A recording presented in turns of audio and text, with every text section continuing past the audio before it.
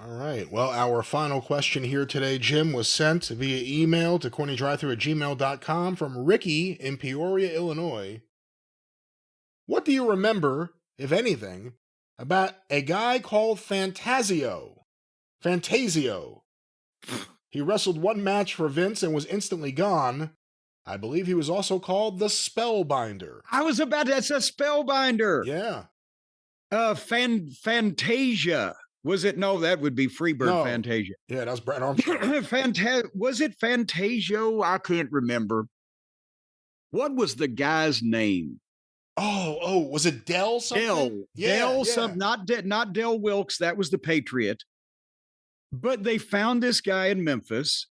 He was big. He had a good body. I remember Randy Hales telling me about him.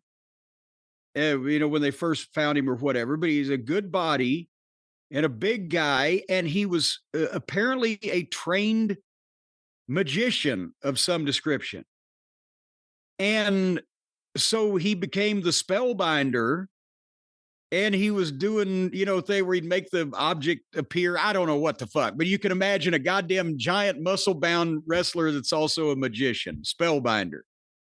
And that was late 80s, early 90s Memphis, and that's when Lawler first started working, both Jarrett and Lawler. Jarrett first and then Lawler, when they thought Vince was going to jail. And one of the deals they pitched to Vince, because they thought that'd be right up his alley, was a magical fucking wrestler. And I don't remember it. That either happened right as I was just getting there, or it just happened right before I got there. I can't remember which. I remember him from the USWA in like 93. I think that's around the time he first got there, but I'm reading Wikipedia. Del Rios was his name. Del Rios. His real name, Harry Del Rios, which I didn't know. Rios made one televised appearance on the July 16th, 1995 edition of Wrestling Challenge. Okay, it was way after I got there then. He portrayed a babyface named Phantasio, or again, I don't remember the actual match, so I don't know how it's pronounced. A magician wrestler. He wore a black and white mime mask, which he handed to a young fan sitting at ringside. That revealed matching face paint when removed. He defeated Tony DeVito by sneaking up from behind and magically pulling out his boxers, allowing him to roll up DeVito for the victory. After the match, he magically... Because every wrestler wears boxers under their tights. After the match, he magically removed the boxers of referee Earl Hebner, though he never again appeared on TV. He did wrestle a match against Rad Radford at a house show. Or Louis Spicoli, that's right. Yeah, I don't remember watching that on Wrestling Challenge, so I missed that week. But what are your thoughts on a magician wrestler in general? I mean, you could have brought him into Smoky Mountain. He was available for a while. Yeah, that's we were fine.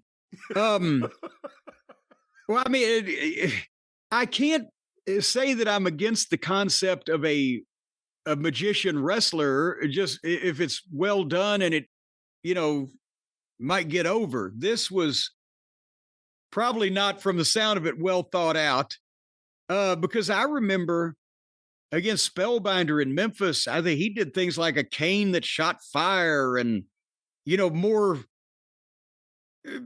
dangerous and or violent type things than pulling a fucking guy's underwear out. So I can't say I'm against the concept entirely, but it would be cool if you had like a devilish type that, he'd throw his hand up with a flourish and his finger would catch on fire so he could light his cigar or some shit like that. That may be spooky depending on the individual, but I don't know about pulling a fucking guy's underwear off. All right, ladies and gentlemen. I magically got his underwear. And then I magically erased the skid mark.